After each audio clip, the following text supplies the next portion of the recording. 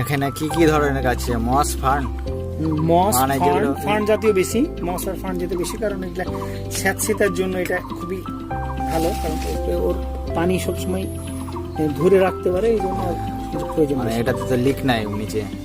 যেহেতু নাই, সেহেতু আমাকে এমন জাতীয় গাছ লাগাতে হবে এখানে যাতে যে পানিটা ও পছন্দ করে। যেহেতু আমি এটাকে ইনডোরে রাখবো একদম,